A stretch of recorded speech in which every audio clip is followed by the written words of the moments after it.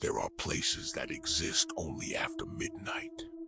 Places forgotten by maps, ignored by history, and remembered only by those who have dreamed of them. This is one of those places. Here, every shelf holds a story someone tried to forget.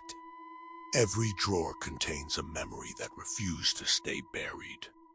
Every page waits patiently for the one person destined to read it. The keeper of these forgotten things is known only as the Archivist. No one knows where they came from. No one knows how long they've been here. Only that, night after night, they gather the stories that slip through the cracks of sleep.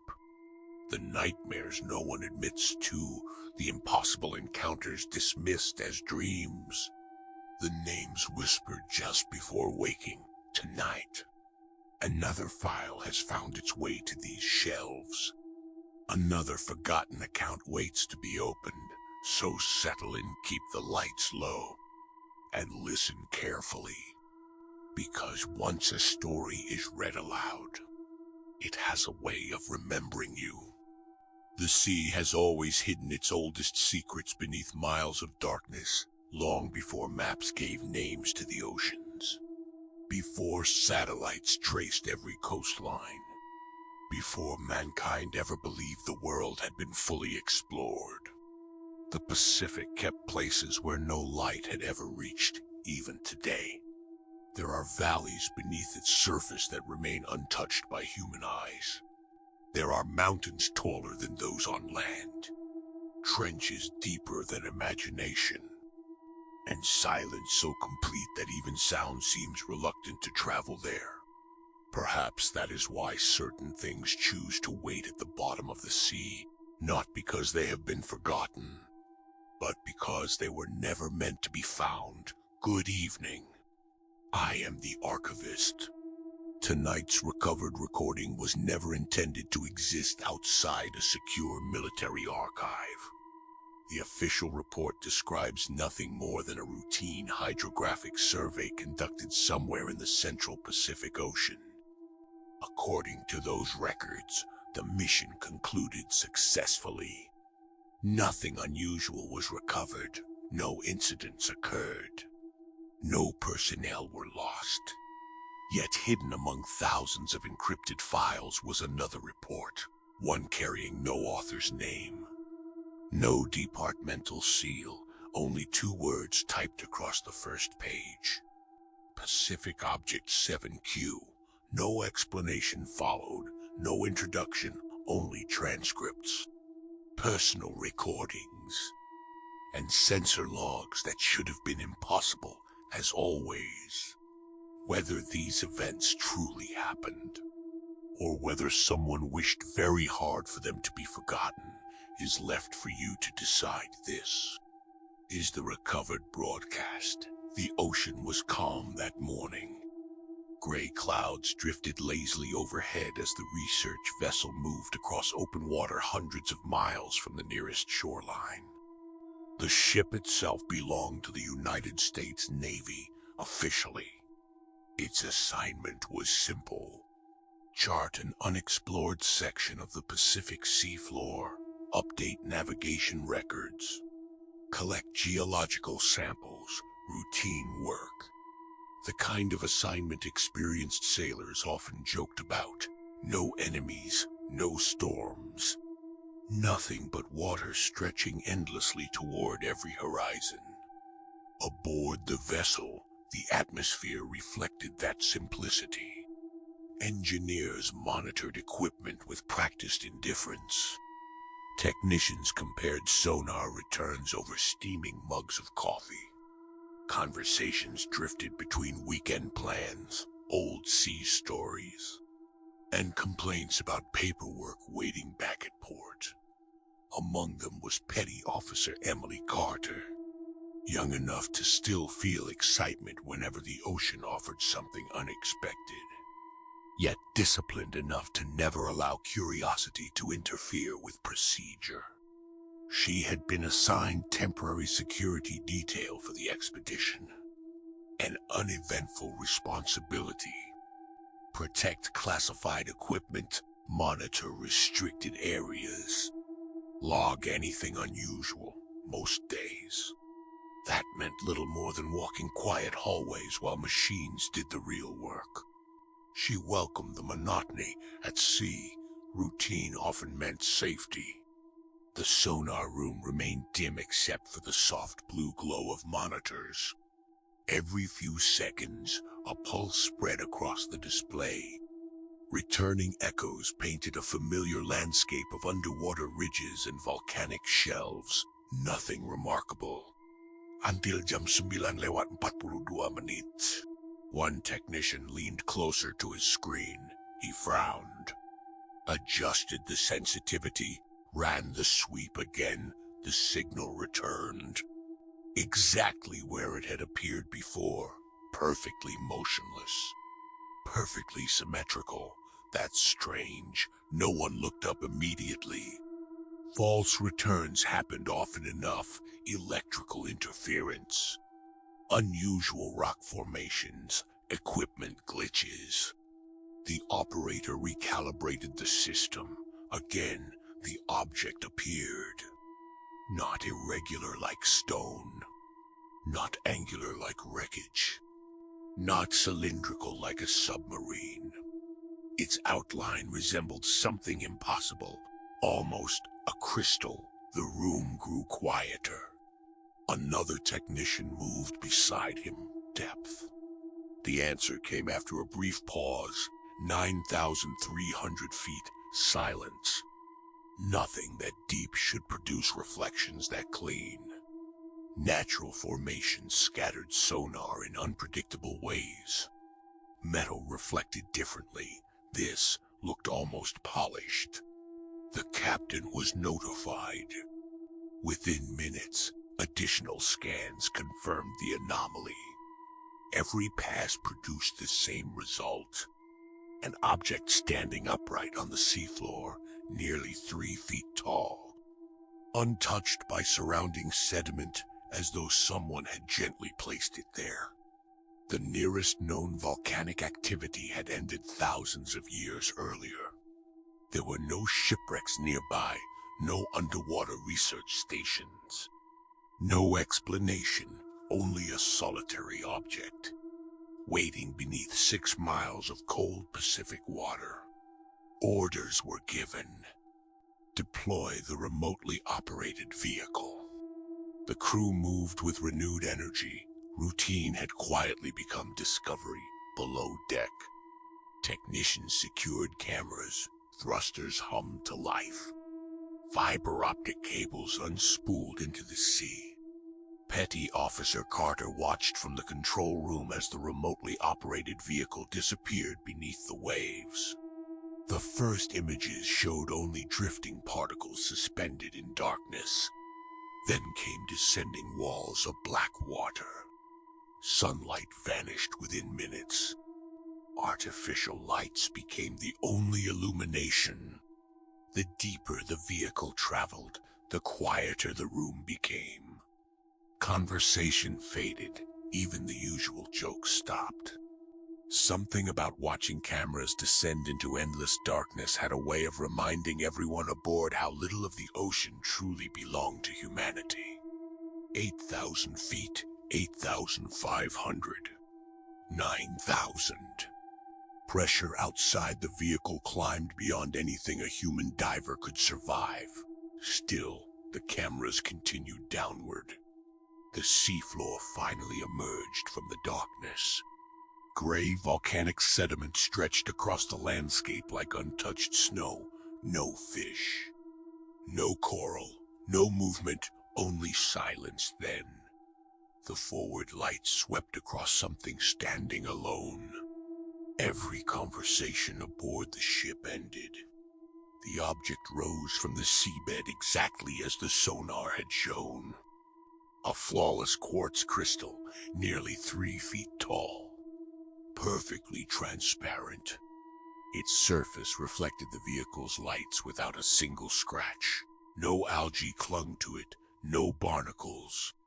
No evidence that it had rested beneath the Pacific for centuries. or even days. It looked new. One scientist whispered almost involuntarily. "That can't be natural," no one answered. Petty Officer Carter stared at the monitor. Something about the crystal felt wrong. Not frightening, not threatening, simply out of place.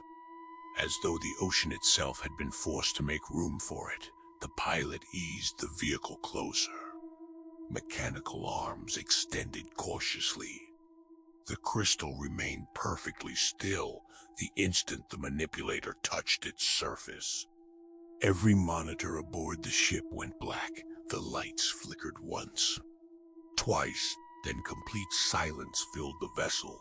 No engines, no alarms, no voices. Every electronic display froze. Exactly. 13 seconds passed, then everything returned.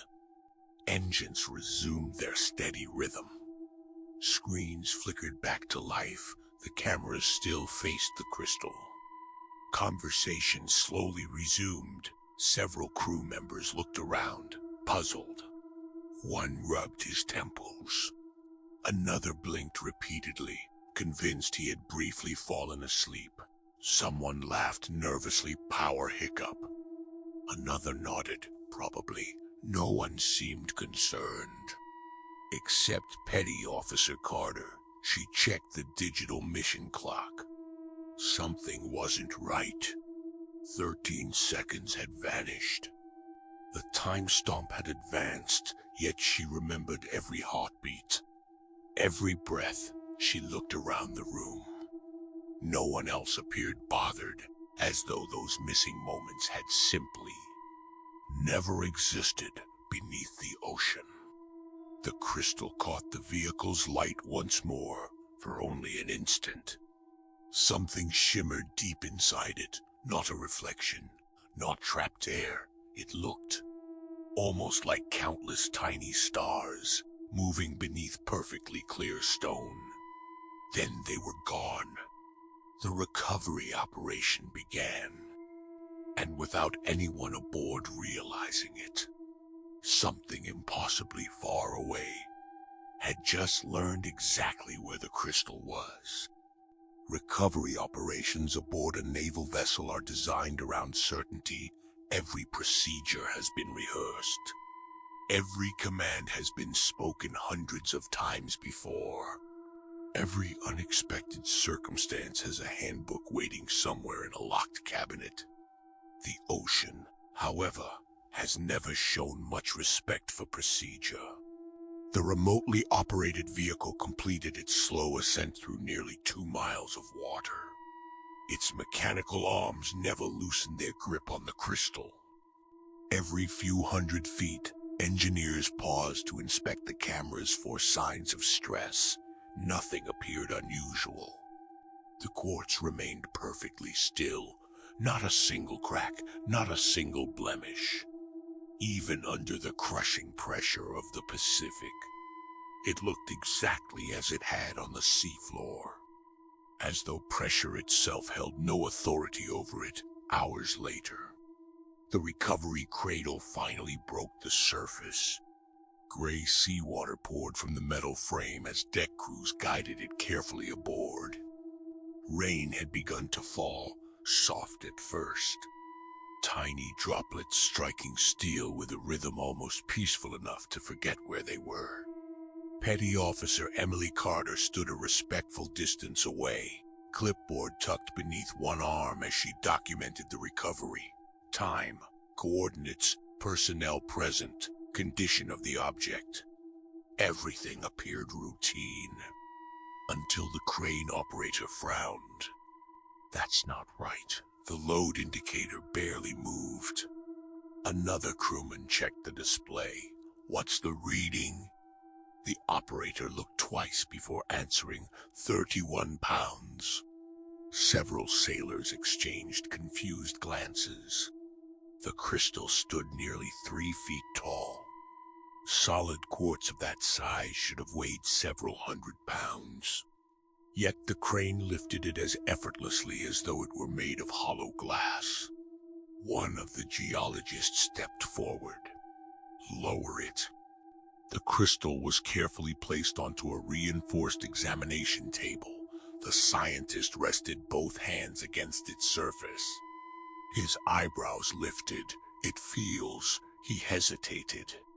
Lighter than it should, another researcher attempted to lift one end. His eyes widened. I can pick this up by myself. He did, without strain, without effort. The crystal floated upward in his hands with the weight of an ordinary backpack. Someone laughed nervously. Maybe we've discovered the world's most expensive piece of plastic. No one else laughed. Emily made another note. Mass inconsistent with physical dimensions. She underlined the sentence twice. The first detailed examination began inside a temporary containment laboratory assembled aboard the ship. Bright white lights illuminated every angle. High-resolution cameras recorded continuously. Laser scanners mapped every surface. Nothing. No fractures, no impurities, no trapped air bubbles. The crystal possessed a level of perfection none of the mineralogists had ever witnessed. Natural quartz always carried imperfections, tiny flaws, microscopic fractures. This specimen contained none, one scientist quietly muttered. It almost looks manufactured, another corrected him. No, he leaned closer. It looks grown. The distinction unsettled everyone in the room. Emily remained outside the containment area. Her assignment was simple. No unauthorized personnel, no photography, no unnecessary contact. She welcomed the quiet. The low hum of ventilation systems filled the corridor. Occasionally, scientists entered carrying equipment. Others left speaking in whispers. Every face wore the same expression: confusion, curiosity, disbelief. Hours passed. Then Emily heard it, a faint tone, barely louder than breathing. She looked around the hallway. Nothing. The sound came again. Not from the lights. Not from the ventilation. From inside the laboratory, a long, gentle vibration. Almost musical. She pressed her ear against the reinforced observation window. The sound immediately stopped. Emily frowned. She stepped back, silence then. The vibration returned, this time. It wasn't reaching her ears. It seemed to exist somewhere deeper. Like the memory of a note still echoing after music ends. She checked the hallway. No one else reacted. Perhaps she imagined it. Perhaps exhaustion was finally catching up. Still, she wrote another note. Possible low-frequency resonance that evening. The first strange reports arrived. Nothing alarming. Nothing dramatic. Merely unusual. A sonar technician reported dreaming of unfamiliar constellations. A geologist described standing inside a city built entirely from crystal.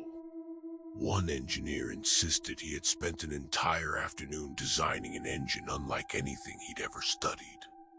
When asked to explain it, he discovered his notebook filled with pages of intricate sketches, lines, symbols. Perfect circles intersecting impossible angles. He had no memory of drawing them. Another sailor found mathematical equations covering the back of his maintenance log. The handwriting belonged to him. The formulas did not. He had never studied advanced mathematics. Yet something inside him insisted they were correct. Medical personnel blamed fatigue. Long deployments often produced vivid dreams, stress, isolation. Nothing more. The explanation satisfied everyone. Almost everyone. Emily watched the conversations unfold during dinner. people laughed them off, compared strange dreams, made jokes about haunted ships and sea monsters, but something bothered her. Every person describing these experiences had spent at least several minutes within arm's reach of the crystal. Those who had never entered the containment lab reported nothing at all. Later that night, Emily began her scheduled watch. The laboratory lights had been dimmed. The crystal rested alone beneath a transparent containment enclosure. Motionless, silent, she checked every lock, every camera, every alarm panel. Everything functioned perfectly. She settled into the chair outside the room. The ship rocked gently with the swells. Rain tapped softly against the hull. Minutes became an hour, then another. Without realizing it, Emily reached for the notebook clipped to her belt. Her pencil moved almost absent-mindedly across the page. She wasn't writing words. She was drawing curved lines, perfect circles, strange geometric shapes connected by impossibly precise angles. The movements felt effortless, natural, almost familiar. When she finally looked down, her breath caught. The design covered 3 full pages. At its center was an object unlike anything she had ever seen. Not an airplane, not a submarine, not a satellite, something else entirely. Smooth, elegant, impossible, beneath the drawing, in handwriting unmistakably her own, appeared 7 words she did not remember writing. The vacuum itself is the fuel. Emily stared at the sentence. A chill crept slowly along her arms. She closed the notebook, locked it inside her desk, and for the first time since boarding the ship, she found herself afraid to fall asleep. Because somewhere beyond the steel walls, resting silently inside the laboratory, the crystal had already begun sharing its memories. It simply hadn't asked permission. Morning arrived without ceremony. The Pacific stretched endlessly beneath an overcast sky. Gentle waves brushed against the hull of the research vessel, as though the ocean itself had already forgotten what rested inside its steel walls. The crew had not. Very few aboard the ship admitted sleeping well. Dreams had become strangely vivid, not frightening, not even unpleasant. Simply too real. One technician awoke convinced he had spent decades living in a city beneath 3 suns. A communications officer described attending a graduation ceremony on a shoreline where the tide glowed silver instead of blue. Neither dream contained familiar faces. Neither resembled Earth. Yet both carried the unsettling weight of memory rather than imagination. By breakfast, the stories had quietly spread through the ship. No one wanted to be the first to suggest they were connected. Everyone had already reached the same conclusion. Inside the temporary laboratory, the crystal remained exactly where it had been left. Temperature stable, no measurable radiation. No detectable magnetic field. No signs of chemical activity. According to every instrument available, it was nothing more than an unusually pure piece of quartz. Unfortunately, the instruments were beginning to disagree with reality.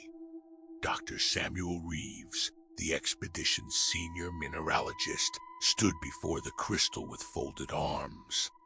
He had spent nearly 30 years studying crystalline structures. He had examined gemstones recovered from volcanoes, minerals compressed beneath mountain ranges, and quartz formed over millions of years beneath unimaginable pressure. Nothing compared to this. He circled it slowly. There has to be an inclusion. Another scientist looked up from a microscope. There isn't. No fractures. None. Growth bands. None. Dr. Reeves sighed. Then it shouldn't exist. The room fell quiet. Sometimes. The most terrifying scientific conclusion is not that something is dangerous. It is that something is impossible. By early afternoon, the decision was made to examine the crystal using coherent laser spectroscopy. The process was simple. A precisely calibrated beam of light would pass through the quartz. Any imperfections hidden inside would scatter the beam, revealing the crystal's internal structure. The equipment was assembled carefully, mirrors adjusted, sensors calibrated. Emily watched from the observation window outside the laboratory. She wasn't entirely sure why. Part of her simply didn't want to leave. The crystal seemed different today, almost brighter. Though every light meter insisted otherwise, Dr. Reeves nodded. Proceed. A thin red laser crossed the room. Its beam touched the crystal's surface. For one silent heartbeat, nothing happened. Then, the laboratory disappeared. Not physically, visually. The laser erupted into thousands of shimmering lines. Light bent in impossible directions. The air above the crystal filled with glowing geometric shapes suspended in empty space. Perfect circles rotated inside transparent spheres. Lines intersected one another without touching. Symbols emerged that no language on Earth had ever written. The projection occupied nearly the entire laboratory, floating, turning, alive. No projector created it, no computer rendered it. The crystal itself had become the projector. Every scientist froze. One whispered softly, "My God." Another stepped closer. No. He removed his glasses and stared again. That's engineering. The projection slowly shifted. Complex geometry unfolded into recognizable components. Rings, coils, fields. Rotating assemblies unlike any machine humanity had ever constructed. Measurements appeared beside each part. Not in inches, not centimeters. Not any known system. Yet somehow, everyone studying it instinctively understood the relationships. One physicist hurried toward a whiteboard. His marker flew across the surface. He translated equations as quickly as he could. Another scientist checked them, then checked again. His face slowly lost its color. These equations. He swallowed. They're internally consistent. Dr. Reeves looked over his shoulder. What does it build? The physicist remained silent for several moments. Finally, he answered almost reluctantly, "I don't think it's an engine." The room waited. "I think it's a generator." Someone asked the obvious question, "What kind of generator?" No one answered immediately, because the equations already had. There were no combustion chambers, no turbines, no fuel storage, no batteries, no reactor, nothing consumed, nothing exhausted. The device appeared to draw energy directly from empty space itself. One younger researcher laughed nervously. "That's impossible." The physicist nodded slowly. "It is." Then he looked back at the projection. "Unless it isn't." Emily couldn't understand every equation. She wasn't a physicist. She wasn't an engineer. Yet as she watched the impossible machine rotate silently above the crystal, a strange familiarity settled over her. She knew, without knowing how she knew, that one component had been assembled incorrectly before she could stop herself. She opened the laboratory door. Every scientist turned toward her. She hesitated. Embarrassment flooded her face. "I'm sorry. I know I'm not supposed to interrupt." She pointed toward one of the floating rings. "But that piece is backwards. Silence." Dr. Reeves frowned politely. "Petty officer." The physicist interrupted him. "Wait." He adjusted the equation, rotated the component, ran the calculations again. His marker stopped moving. He stared, then looked slowly toward Emily. "How?" She blinked. "I don't know. You've studied field harmonics?" "No, sir." "Advanced physics?" She shook her head. "No." "Then how did you know?" Emily looked back toward the crystal. The answer escaped her before she could think. "It told me." The room became perfectly still. She immediately wished she hadn't spoken. I don't know why I said that." No one laughed. No one dismissed her. Because several of the scientists suddenly realized they had each experienced the exact same thought.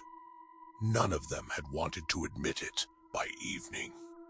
The laboratory had transformed into something entirely different. Military officers had arrived by helicopter. Encrypted communications flowed continuously between the ship and Washington. Additional security personnel now guarded every entrance. The crystal no longer belonged to a geological survey. It had become a matter of national security, perhaps. International security, perhaps something far larger.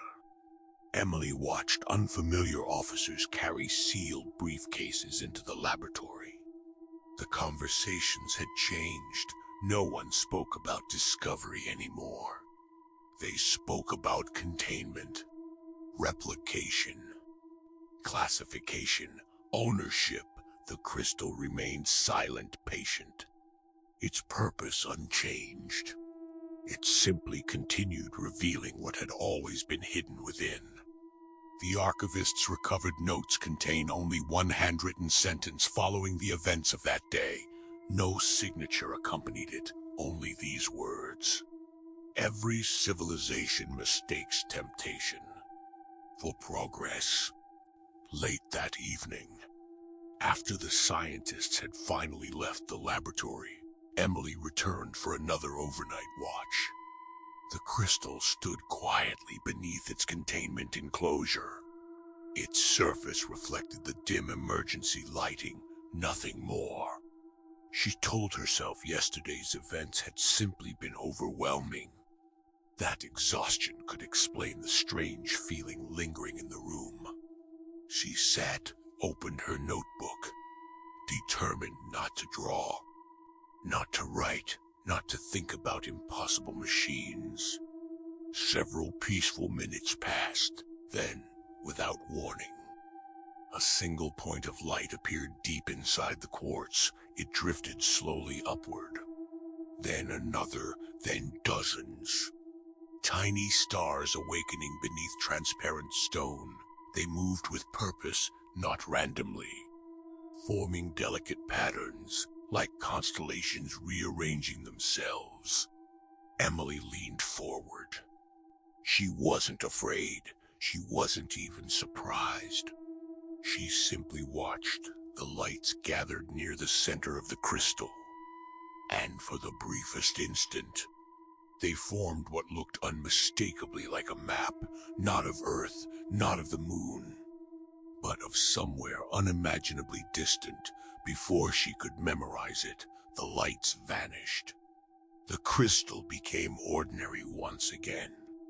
Yet somewhere beyond the darkness of Earth's atmosphere, something else had seen the same light, and unlike humanity, it knew exactly what the map meant. There is a difference between discovering knowledge and being chosen to receive it. The first can be explained by curiosity. The second has a way of changing history.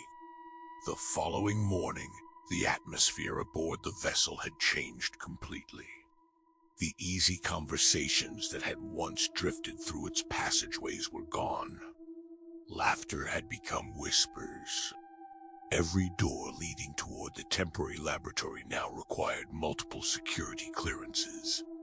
Armed Marines stood watch where geologists had once carried sample trays. The crystal had become more than an object of scientific interest. It had become an asset, one whose value no one could yet measure. Petty Officer Emily Carter noticed something else.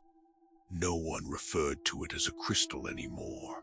In every briefing, every classified report, every hurried conversation, it was simply called the object. As though giving it a proper name might somehow grant it more power, Dr. Samuel Reeves had barely slept.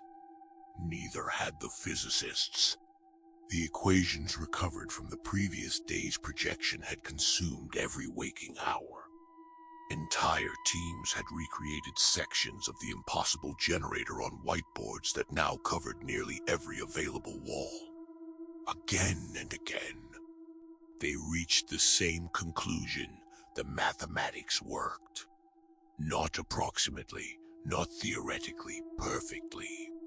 One engineer quietly estimated that if the machine could ever be built, it could provide enough energy to power every city on Earth, without consuming a single drop of fuel.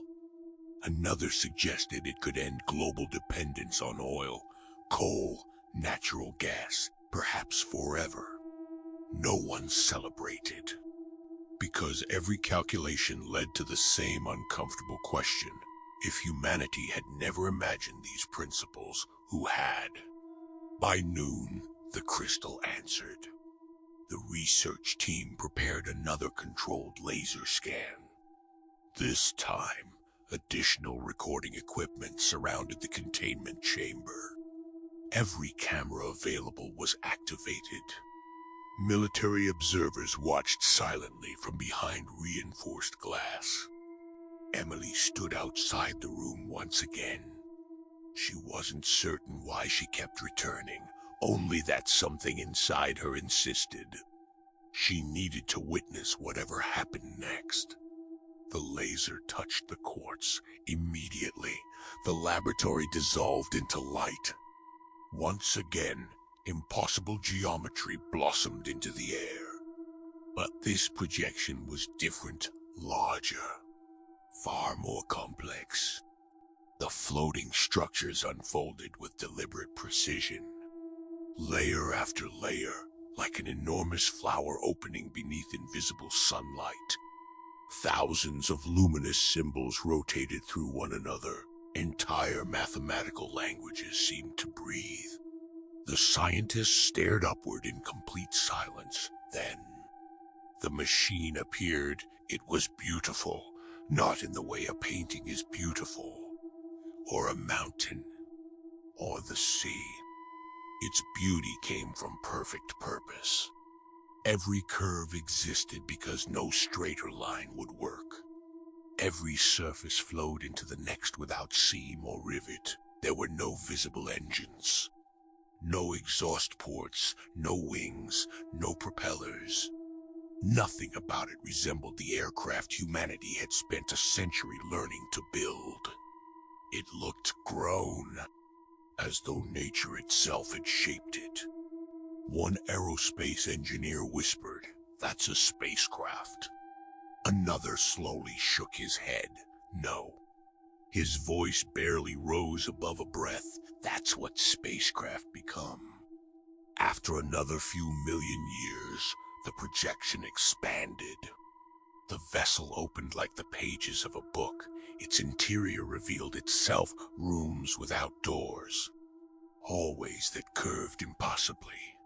Circular chambers surrounded by softly glowing rings. Every component carried measurements. Every measurement connected to equations. The crystal wasn't merely showing a vehicle. It was teaching one. Teams of scientists scrambled to record every detail. Markers squeaked across whiteboards. Computers processed equations faster than operators could enter them. Photographs filled secure servers. One physicist stopped typing. He looked around the room. Has anyone noticed? Everyone paused. There aren't any instructions. What do you mean? He pointed toward the projection. It's showing us everything. The structure, the field generators, the navigation systems. But nowhere does it explain how we're supposed to build them. Silence settled over the room. He was right. The crystal assumed its audience already possessed knowledge humanity did not. It wasn't introducing concepts. It was continuing a lesson. Emily watched the glowing spacecraft rotate silently above the crystal. Something stirred deep inside her memory, not a memory from childhood, not one she had lived. Something older, impossible, without thinking. She quietly spoke, the center ring. Several scientists turned toward her. She stepped closer to the observation glass. It isn't the engine. One engineer frowned. What is it? Emily stared at the projection. Words arrived before thoughts. It keeps the inside and outside from agreeing. Silence. The physicists looked at one another. No one understood what she meant, except one. An older theoretical physicist slowly lowered his notebook. His eyes widened. Relative reference frames. Someone looked toward him. What? He swallowed carefully. If the interior of the craft exists in a different reference frame than surrounding space, his breathing quickened, then inertia wouldn't matter. Another scientist finished the thought. It wouldn't need propulsion. A third whispered it wouldn't fly. It would move space around itself. Every eye in the room slowly turned toward Emily. She looked horrified. I don't know why I know that. Her voice trembled. I've never heard those words before. Dr. Reeves approached gently. Emily, he spoke carefully. When you look at the projection, what do you see? She hesitated. The ship, he nodded. What else? She closed her eyes for a long moment. Nothing happened then. Very softly, I see people. The laboratory became perfectly still. What people? She opened her eyes. They're standing around it, wearing uniforms I've never seen. They're happy. Her breathing became uneven. They're explaining something to me. Dr. Reeves asked a question no one else dared. What are they saying? Emily's expression slowly changed.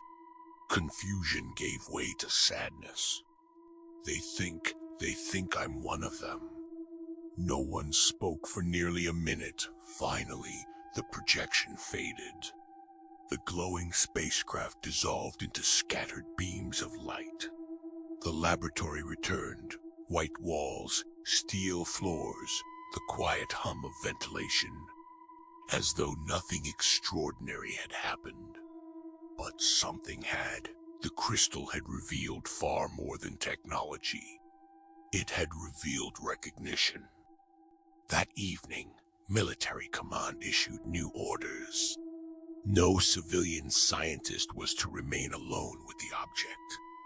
No unauthorized testing would continue without direct approval. And under no circumstances was Petty Officer Emily Carter to leave the vessel. Officially, the reason given was national security. Unofficially, several researchers had begun asking the same unsettling question. Why had the crystal responded to Emily before anyone else? Shortly after midnight, Emily resumed her watch. The laboratory lights were dim, the corridors silent. She tried reading. After several pages, she realized she hadn't absorbed a single word. Her attention kept drifting toward the quartz. It seemed almost peaceful, like moonlight captured inside stone. Then, without warning, the crystal pulsed just once. Every monitor in the laboratory flickered. One communications display briefly activated on its own. A narrow line appeared across the screen, not text, not static. A pulse perfectly regular, repeating every 7 seconds. The communications officer on duty frowned. Is that interference?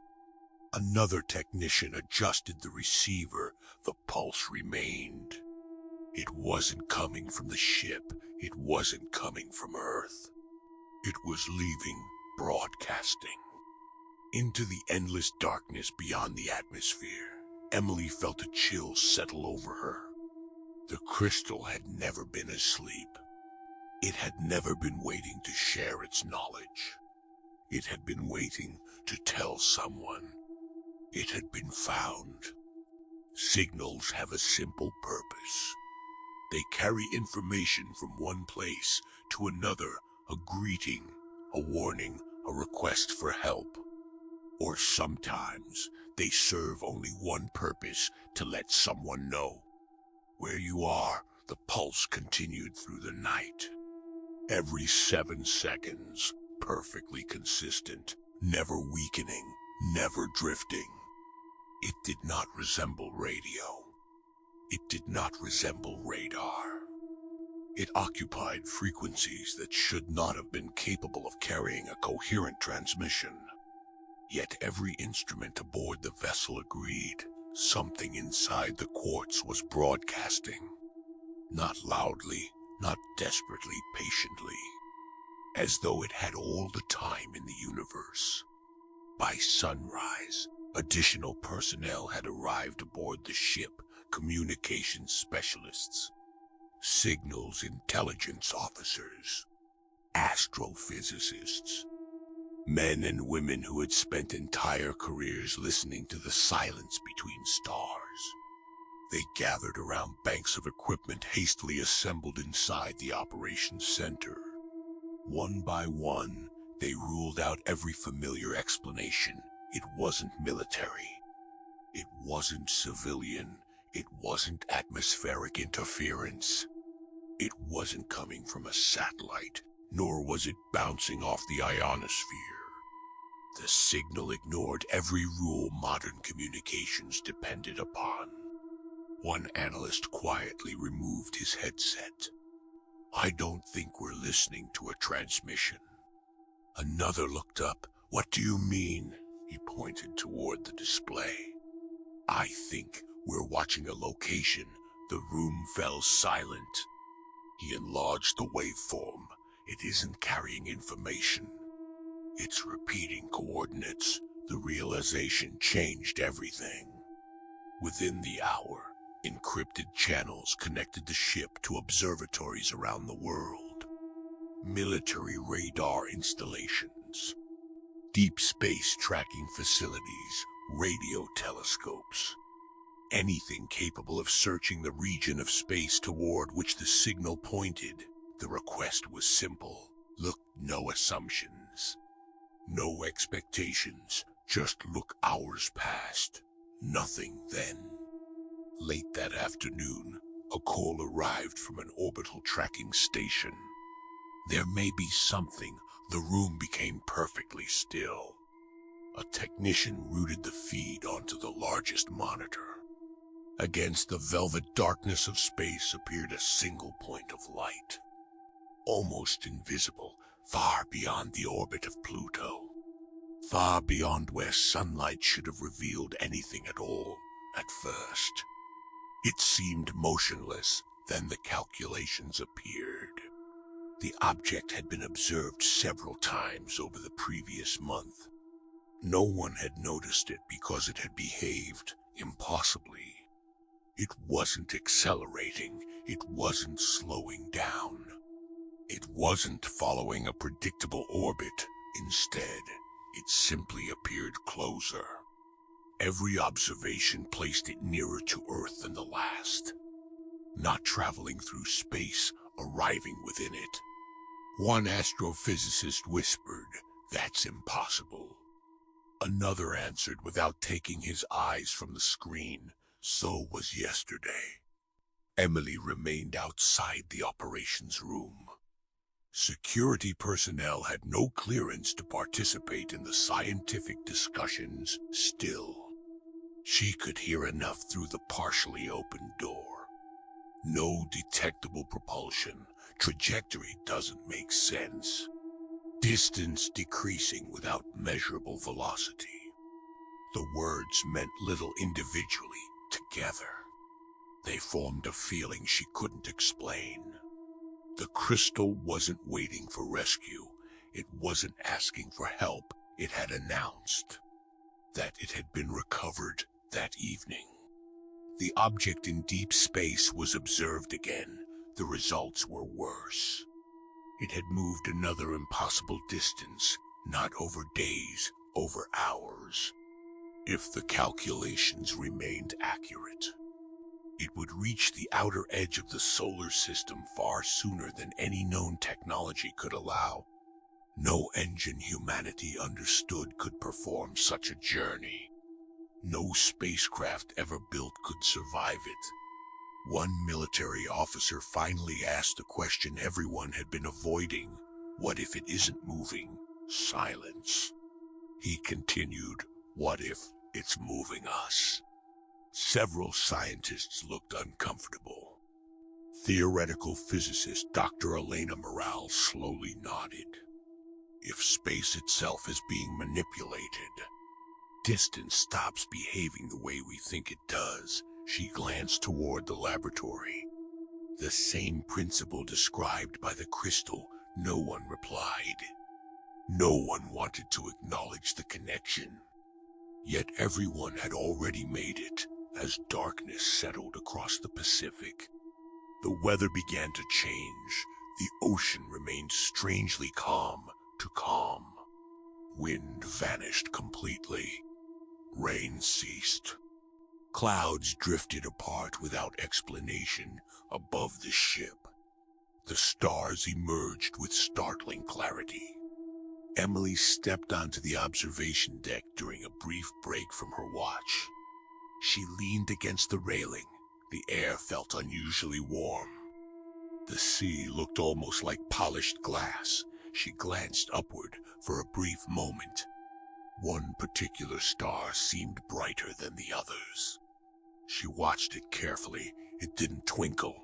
It didn't drift. It simply grew.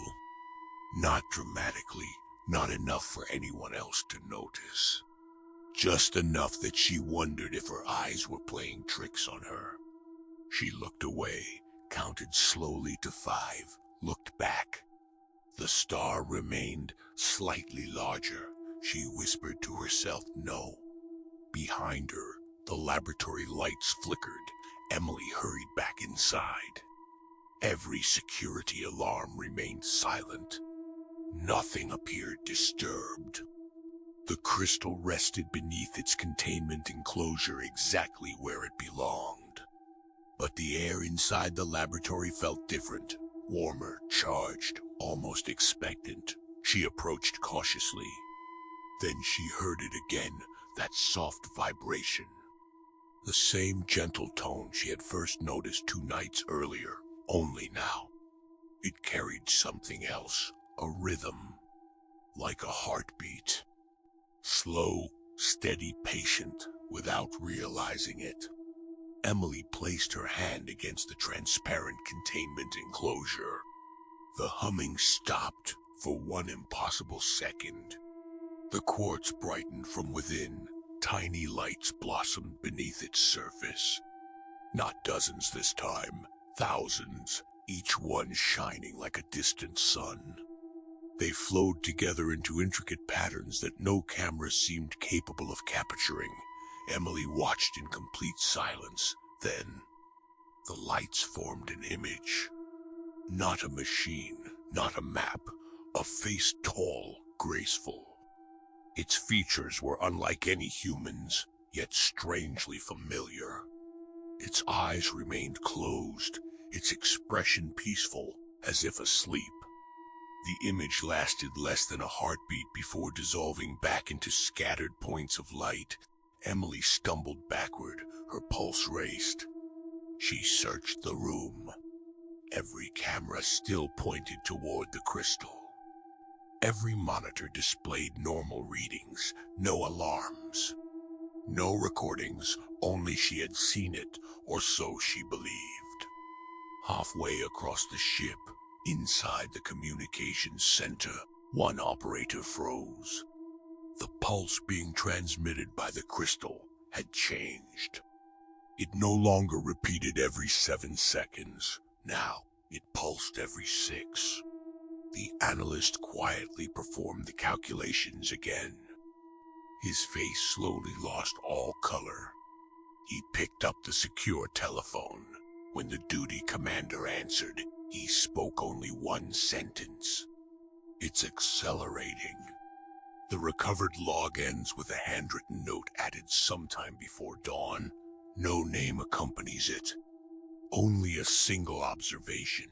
The crystal was never calling for help. It was informing someone that the waiting was over. The oldest predators rarely announce themselves. They do not roar, they do not chase, they simply arrive. By the time their presence is understood, the decision has already been made. The morning began with an argument, not among scientists, not among military officers, but inside the ship's security office. Petty Officer Emily Carter stood quietly beside the duty commander while 2 senior officers compared personnel rosters. Someone was missing, not absent, missing. Seaman First Class Daniel Brooks had failed to report for the morning watch. His quarters were empty. His access card remained on the desk beside his neatly folded uniform. His boots still sat beneath his bunk. His wristwatch rested on the small shelf above his bed. Still ticking, his coffee mug still warm. The commander frowned. "Search the ship." The order spread quickly. Every compartment, every maintenance tunnel, every storage locker, the engine room, the bridge, even the refrigeration spaces. Nothing. It was as though Daniel Brooks had simply ceased to occupy the space between one heartbeat and the next. No emergency alarm was sounded, not yet. Ships at sea demanded discipline. Panic solved nothing. The official explanation became straightforward.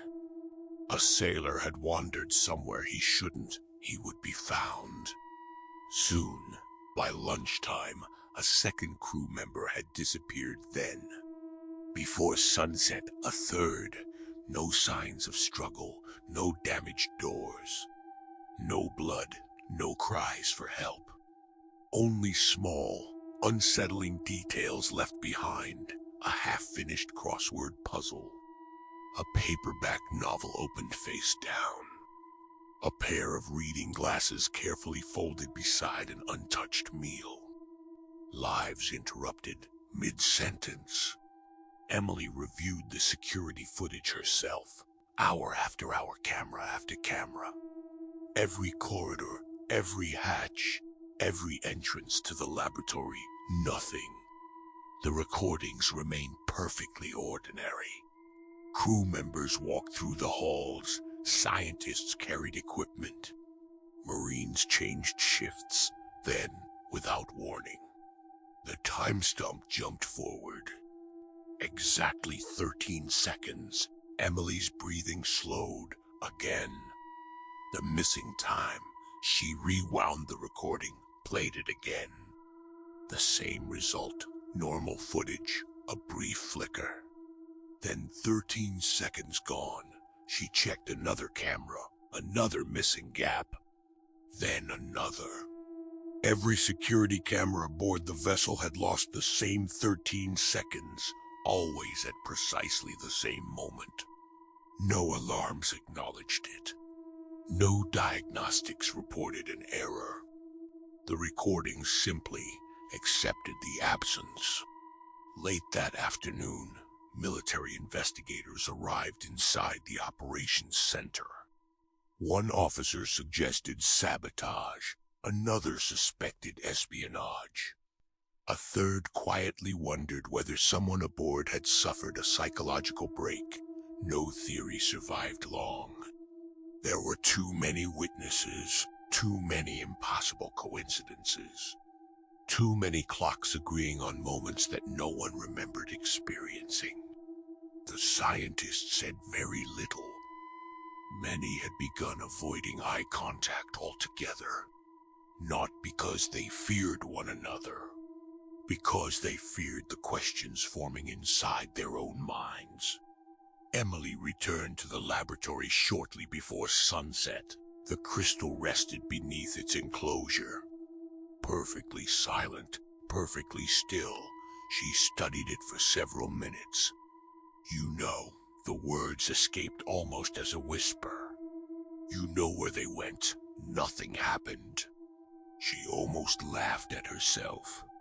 Talking to a crystal. What had this mission become? She turned to leave then. The humming returned, soft, barely audible. She stopped walking. The tone rose gently, not louder, clearer, as though it were no longer vibrating through the room, but directly through her thoughts. She closed her eyes. The sound changed. It wasn't a tone anymore. It was language, not words. Meaning. A feeling carried without speech. One idea settled quietly into her mind, recovered, then another, tracked then. After a long silence, one final thought, approaching, Emily opened her eyes. The humming vanished instantly. She stood alone once more. Heart racing, hands trembling. She knew those thoughts had not been hers. Yet they had arrived carrying the certainty of memory that evening.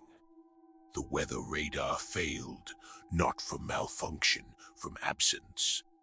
The Pacific Ocean surrounding the ship had become strangely empty. No storms. No wind, no pressure systems.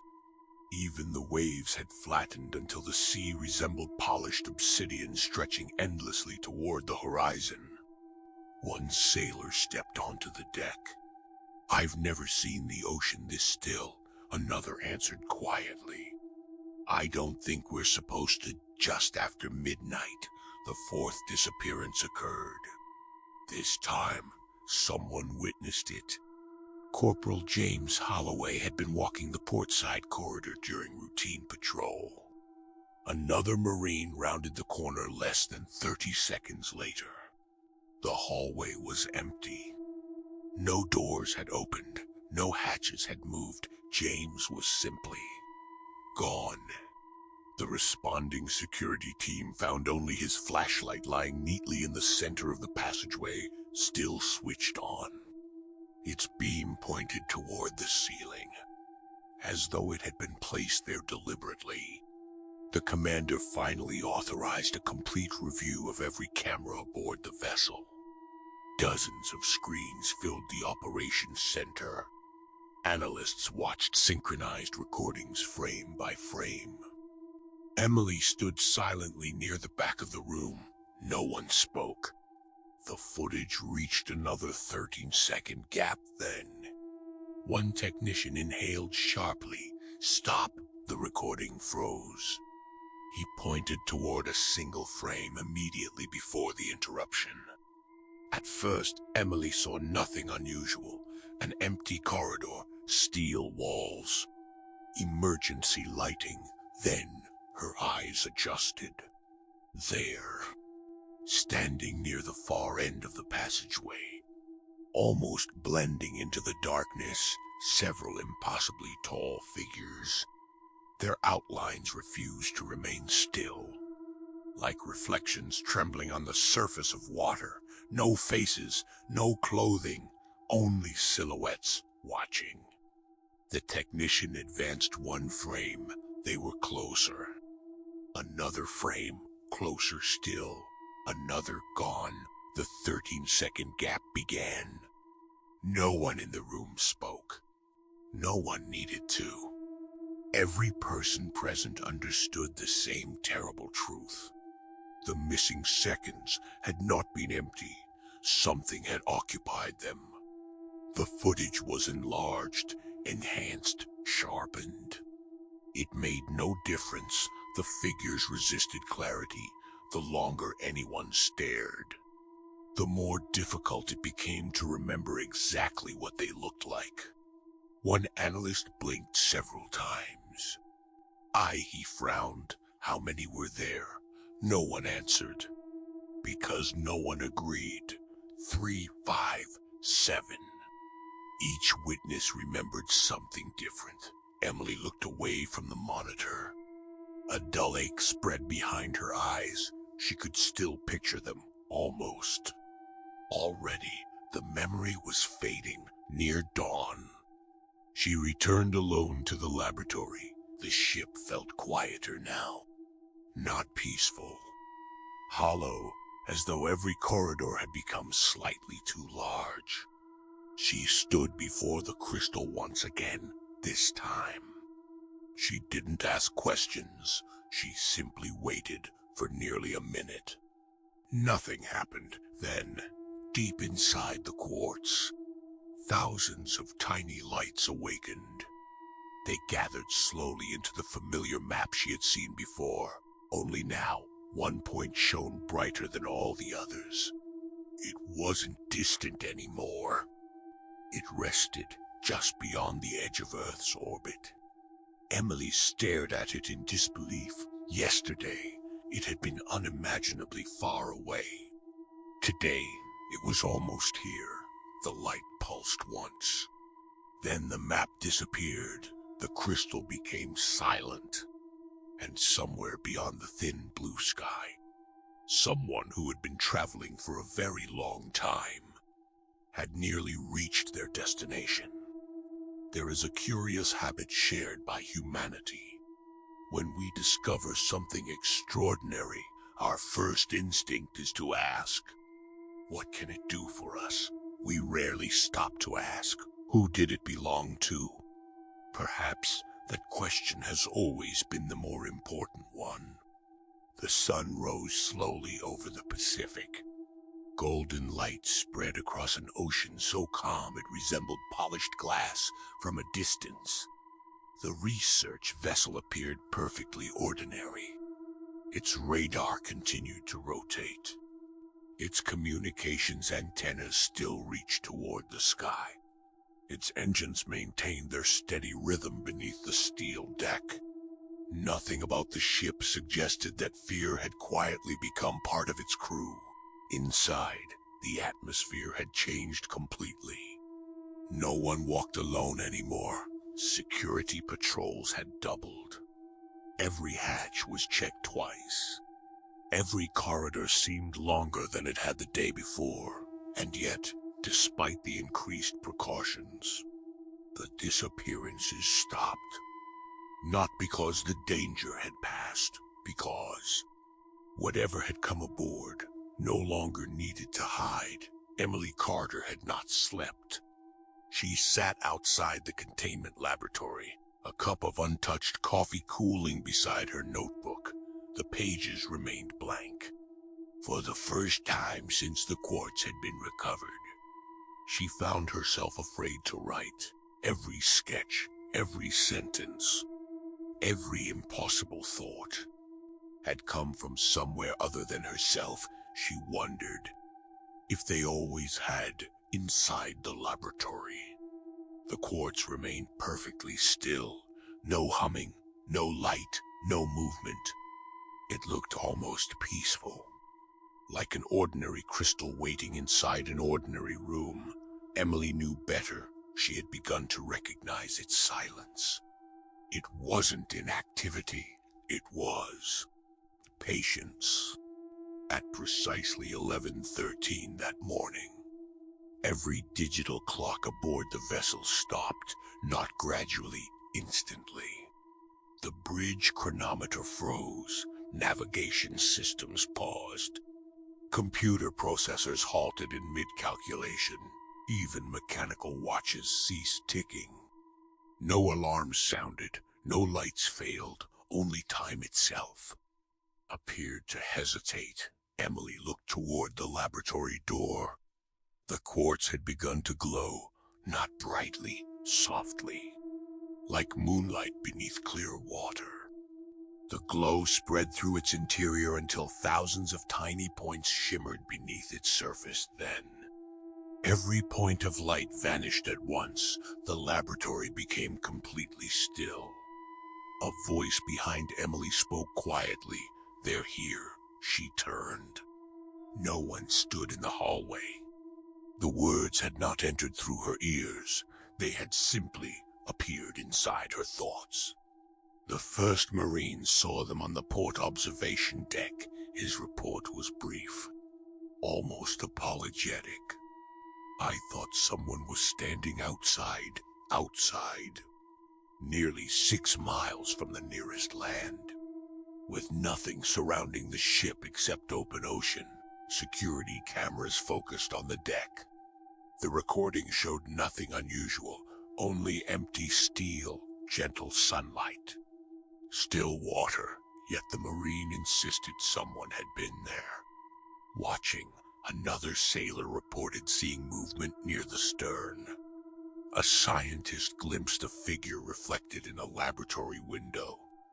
Every witness described something slightly different. Yet every account shared one detail: the figures never walked. They were simply closer each time they were seen. Emily stepped onto the main deck shortly after noon. The air felt strangely warm. The wind had disappeared entirely. The ocean reflected the sky so perfectly that the horizon had almost vanished. Sea and sky had become one endless mirror. She looked toward the bow. At first, she believed the deck was empty. Then she noticed them. 3 figures stood silently near the forward rail. They were impossibly tall, far taller than any human. Their forms shimmered gently, refusing to remain completely defined. It was as though the air surrounding them could not decide where they ended and where the world began. Sunlight touched them, yet cast no shadow. Emily blinked. For one impossible instant, she forgot they were there. Then she remembered, then forgot again. Looking directly at them felt like trying to remember a dream while waking. Every detail slipped away the moment she noticed it. She couldn't describe their faces. She couldn't describe their clothing. She wasn't even certain they had either. Only one certainty remained. They were watching her. Behind Emily, the sharp metallic sound of rifles being raised echoed across the deck. Marines surrounded the visitors from every direction. Weapons trained, commands shouted, no response came. The towering figures remained perfectly still. One officer stepped forward. "This is a restricted military vessel." No movement, another command followed. "Lie down." Silence. The officer gave the final order: fire. Several Marines squeezed their triggers. Nothing happened. No gunshots, no recoil. The soldiers stared down at their weapons in confusion. Their fingers rested safely alongside the trigger guards. None of them remembered raising their rifles. None remembered receiving an order. The commanding officer blinked repeatedly. He looked around, visibly shaken. What were we doing? Within seconds, the moment had dissolved. Like a dream evaporating beneath morning light, Only Emily remembered everything. The visitors had not stopped the Marines. They had simply allowed them to forget. The tallest figure took one slow step forward. No sound accompanied the movement. No ripple disturbed the air. Distance itself seemed to fold gently around it. One moment it stood 20 yards away, the next. It stood only a few feet from Emily. She should have been terrified. Instead, she felt an overwhelming calm settle across her mind. Not comfort, recognition. The figure slowly raised one impossibly long arm. Its hand opened palm upward, patient, waiting, not demanding. Not threatening, simply asking. Emily looked toward the laboratory behind her, then back to the visitor. A realization formed quietly inside her thoughts. They hadn't crossed unimaginable distances to invade Earth. They hadn't come to judge humanity. They hadn't even come because of humanity at all. They had come for the quartz, nothing more, nothing less. The other figures never moved. They ignored the scientists watching through reinforced glass, ignored the armed Marines, ignored the commanders shouting confused orders. Their attention never left Emily, as though every other person aboard the vessel had become invisible. Then, for the first time, the visitor communicated. Not with words, with memory. Emily saw a vast darkness filled with stars unlike any charted by human astronomy. She saw worlds circling distant suns, cities shimmering beneath crystal domes, children laughing in places where gravity seemed almost optional. She saw countless hands, hands unlike human hands, carefully carrying the quartz from one generation to the next. Not as a weapon, not as a treasure, as a responsibility then. The memories vanished. One thought remained, clearer than any spoken sentence. You were never meant to keep it. Emily's breathing became unsteady. She glanced back toward the containment laboratory. Inside rested a crystal capable of changing the future of humanity forever. Unlimited energy. The secrets of interstellar travel. Knowledge beyond imagination. Everything civilization had spent thousands of years searching for everything. Resting only a few steps away. She looked once more at the open hand waiting patiently before her. The visitor never moved, never hurried, as though it already knew that the most important decision would not be made by governments, or generals, or scientists. It would be made by one young Navy petty officer, standing alone between humanity's greatest discovery and those who had come to reclaim it. There is a moment that every civilization eventually faces. A moment when it discovers something powerful enough to change everything. A cure for disease, a new source of energy. A weapon unlike anything before it. A doorway into a future that had once existed only in imagination, and in that moment. The question is never whether the discovery is possible. The question is whether the ones who found it are ready for what comes next. Emily Carter stood on the deck of the vessel. The ocean remained silent around her. The strange visitors waited patiently. One hand extended, not reaching, not forcing, waiting. The difference mattered because fear could be resisted. Force could be fought, but patience made the decision belong entirely to her behind the visitors. Hundreds of years of human curiosity had led to this moment. Scientists, explorers, inventors, dreamers. Everyone who had ever looked toward the stars and wondered if humanity was alone. All of them had unknowingly been walking toward this exact question. What would humanity do if the universe finally answered?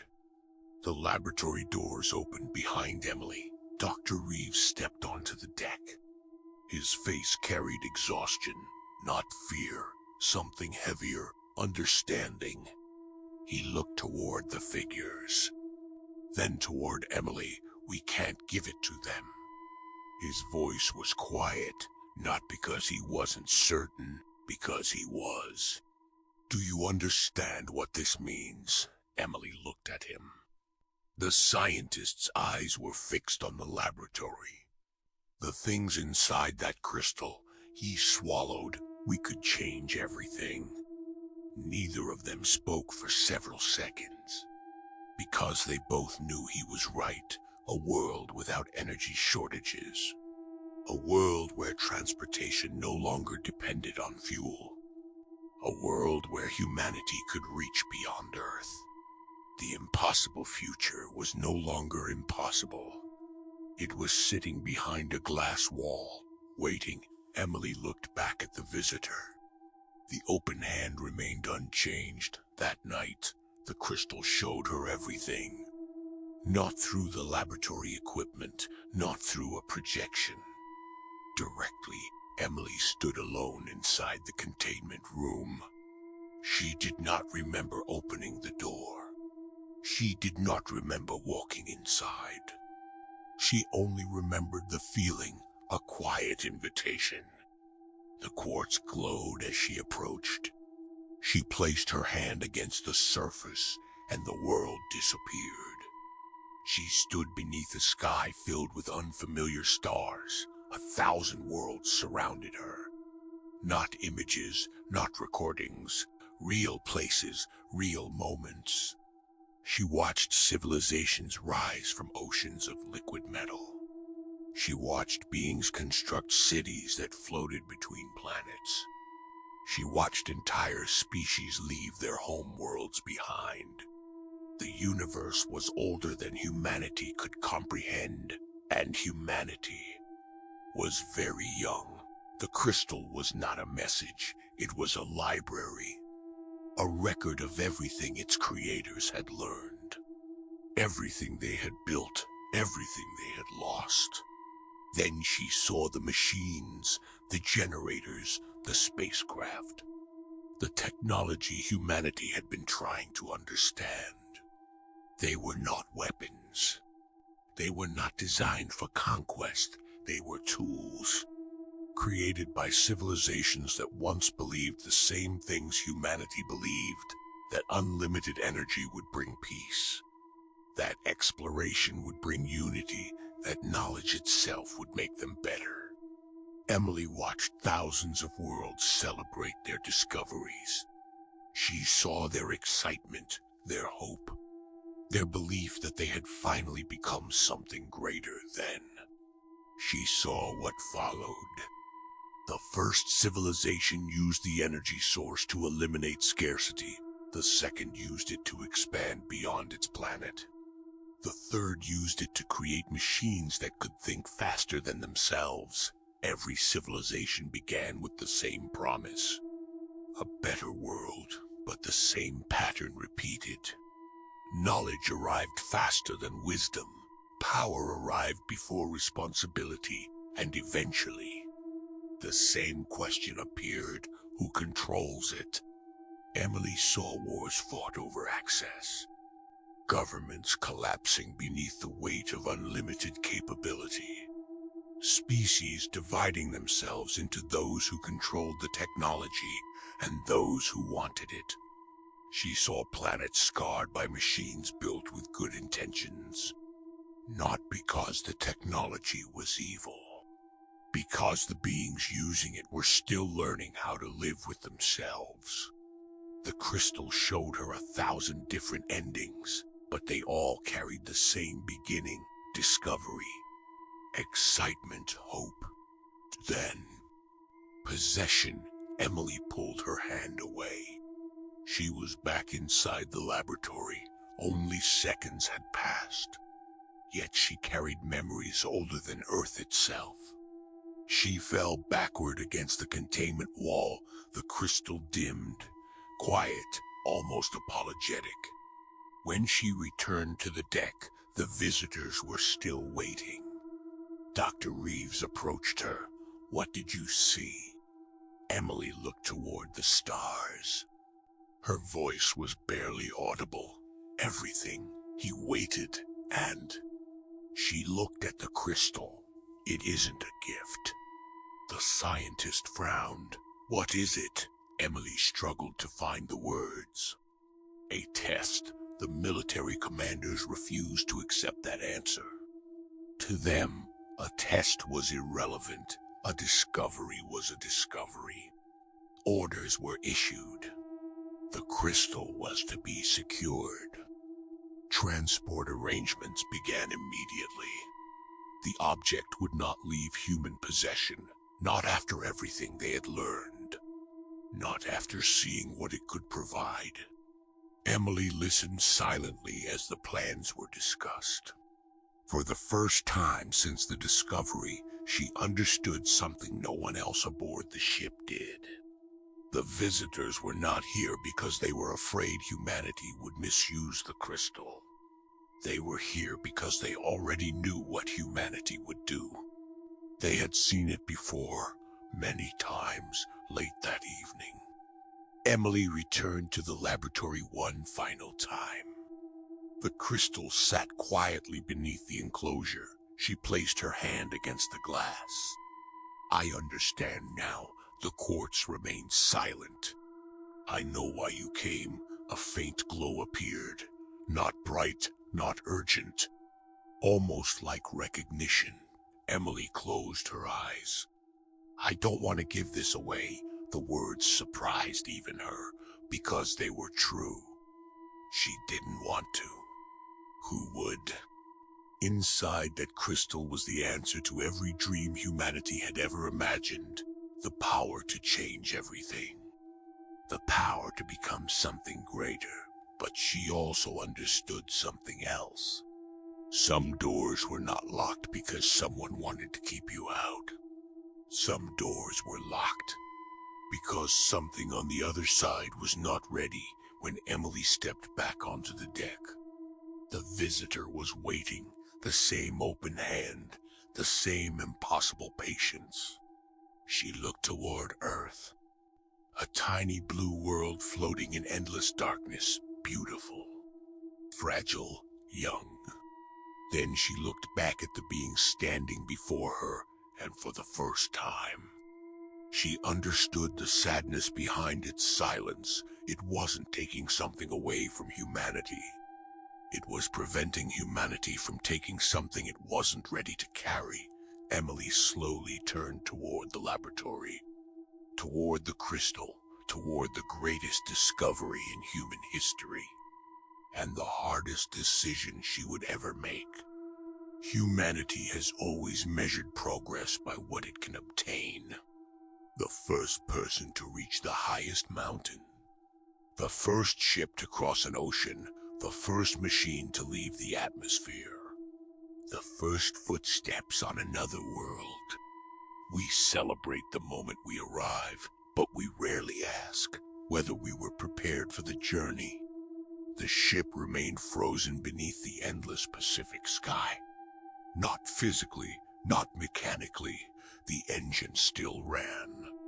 The system still functioned. The crew still moved.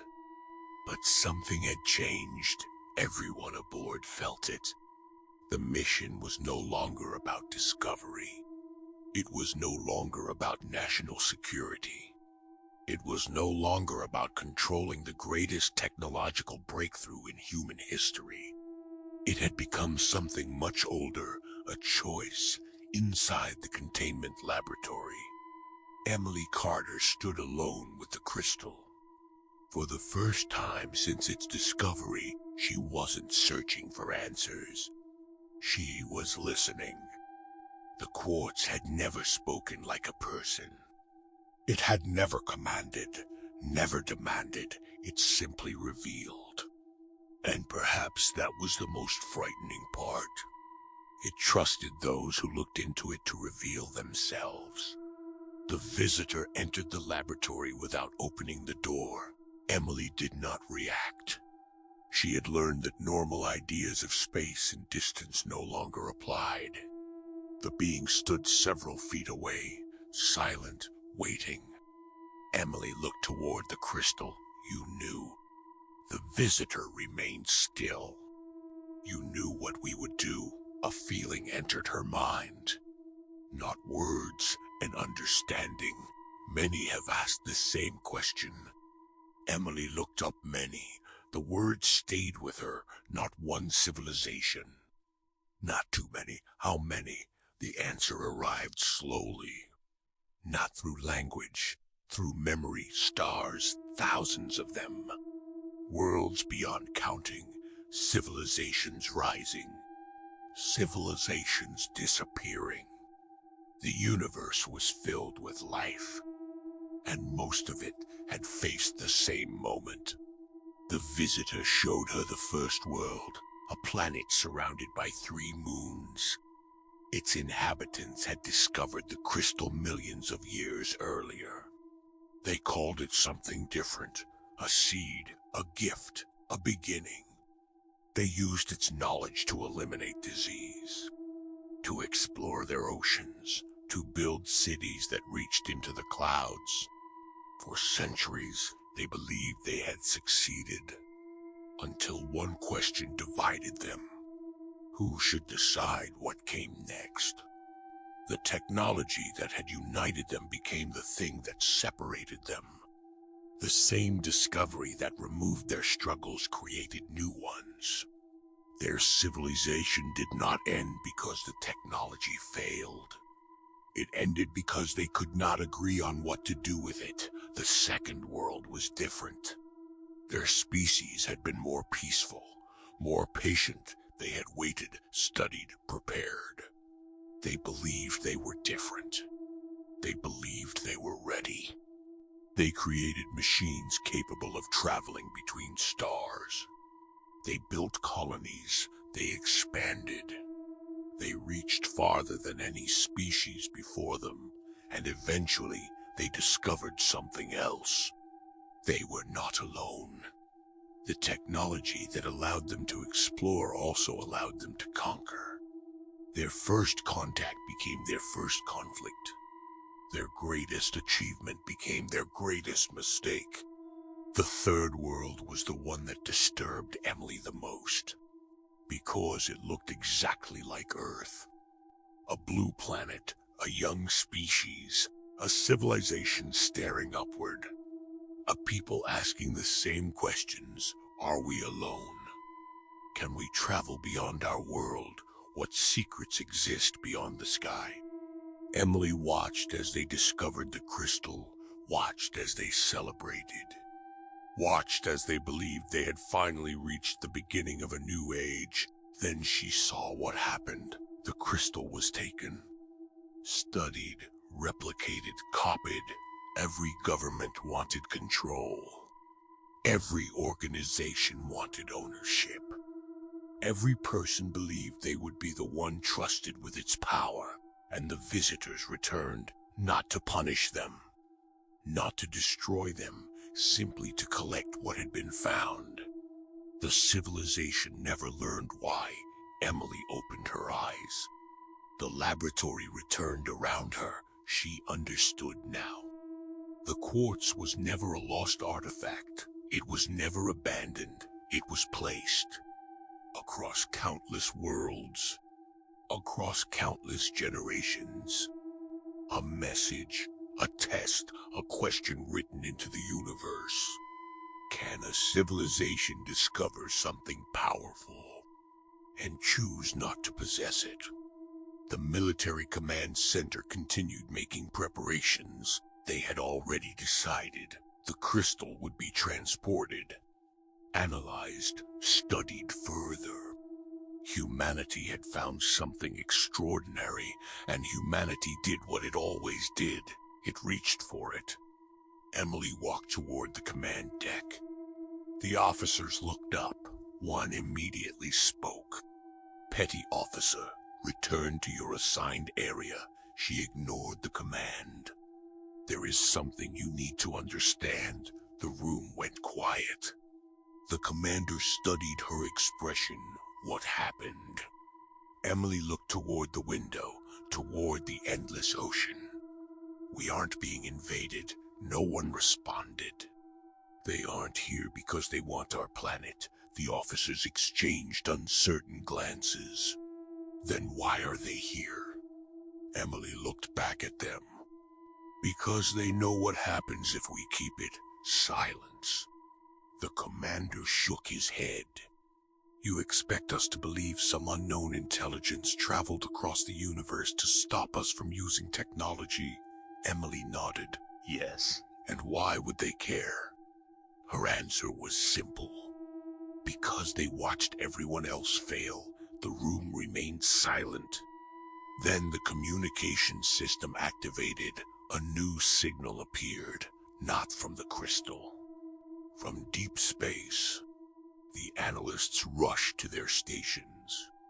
The approaching object had stopped, not near Earth.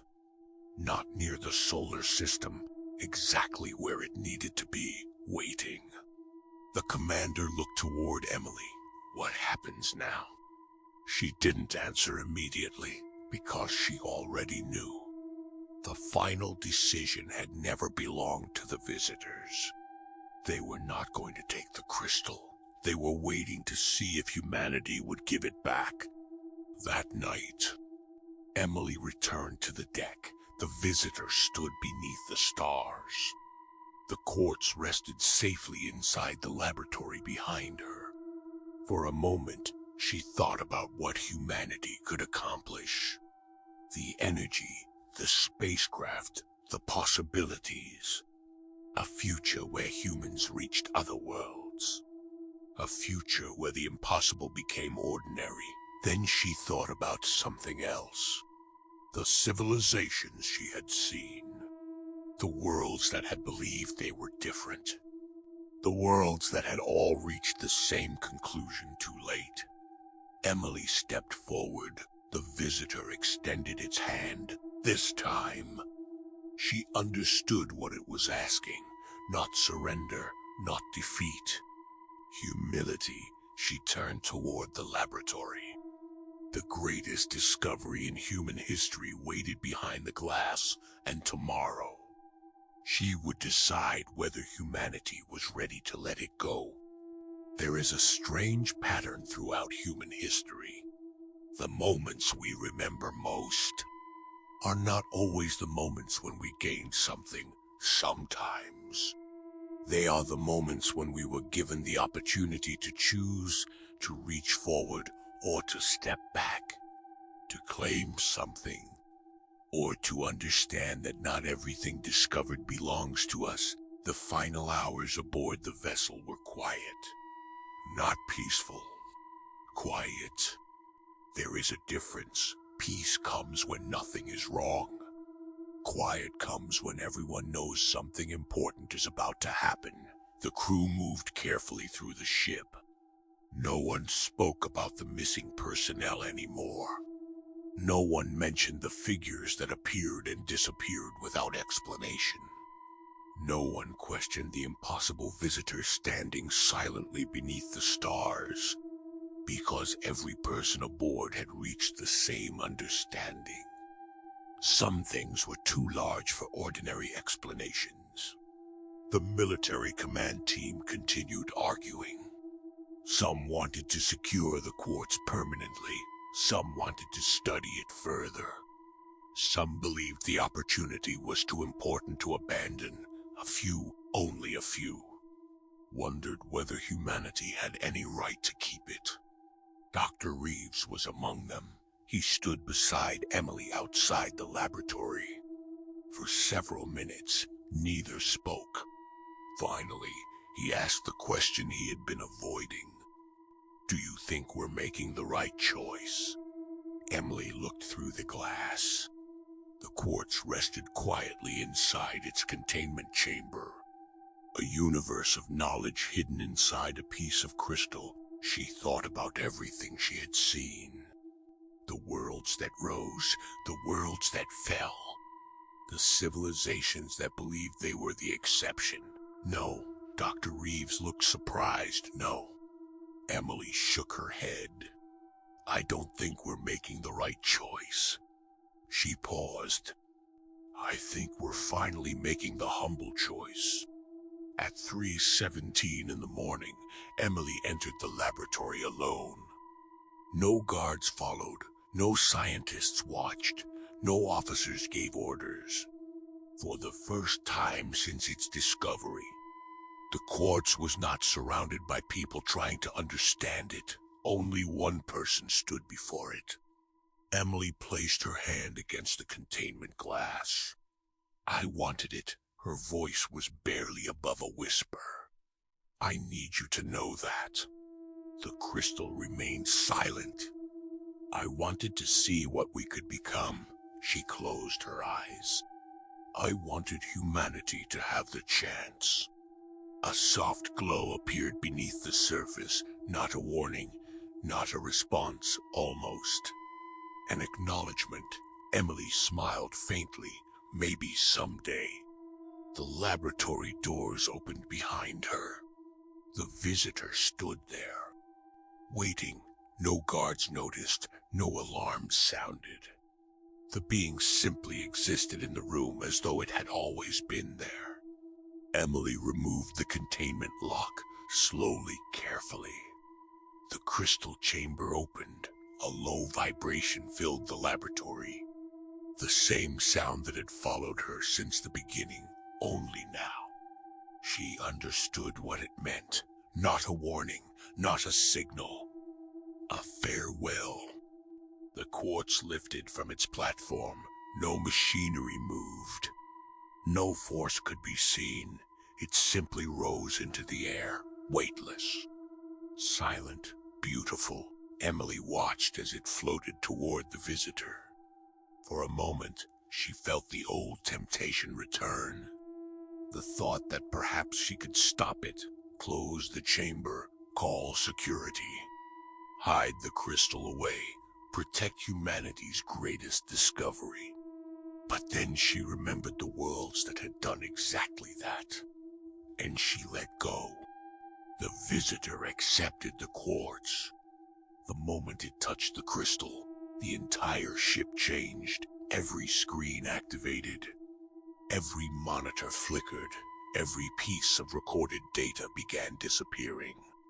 Not destroyed, returned. The equations vanished from computers. The images faded from cameras. The scientific notes became empty pages, one by one. The secrets of the crystal left human possession. Scientists watched helplessly as years of impossible discovery disappeared in seconds. One researcher screamed, "No!" He rushed toward his terminal. "It's all gone." Another stared at a blank notebook. The pages that had once contained revolutionary formulas now held nothing. Not even erased ink, just paper, clean, untouched. As though the knowledge had never been written. Emily remained still, because she understood something the others did not. The information was not being taken from them. It was being removed from the world. There was a difference. The visitor turned toward her. For the first time, Emily felt something beyond recognition. Gratitude. The thought entered her mind gently. You remembered. She didn't understand. Remembered what? The answer came softly. That not all discoveries are meant to be owned then. The visitor disappeared. No flash, no explosion, no dramatic departure. One moment it stood before her. The next, the room was empty. The crystal was gone. The signal from deep space vanished, and the ocean returned to normal by sunrise. The vessel was once again ordinary. The missing personnel were found, not returned. Found, standing in places they had no memory of reaching. Each reported the same thing, a feeling of waking from a dream. Nothing more. The official report listed mechanical failures, communication errors, a classified geological discovery. No mention of visitors, no mention of impossible technology, no mention of the crystal months later. Petty Officer Emily Carter returned to normal duty. The world continued moving. Humanity continued searching. New inventions were created. New discoveries were made. The stars remained above, waiting. Emily never spoke publicly about what happened. Perhaps no one would have believed her. Perhaps she understood that belief wasn't the important part. Some nights, she still woke at exactly 3:17, always the same time, always with the same feeling. That somewhere beyond the darkness, something was watching. Not threatening, not waiting, simply observing. Seeing whether humanity had changed. The final entry in the recovered archive was not written by Emily. It was found attached to the original classified report. A single sentence, no author, no date, only a reminder. Some knowledge is hidden because we are not intelligent enough to find it. Other knowledge is hidden because we are not wise enough to survive it. This concludes recovered broadcast file. Pacific Object 7Q. I am the Archivist. And perhaps the greatest mysteries of our world are not the things we discover, but the things that find us and quietly decide. We are not ready. Until the next Forbiddance broadcast is recovered, rest peacefully, keep your eyes toward the stars. And remember, somewhere beyond the edge of what we know, something may already be looking back.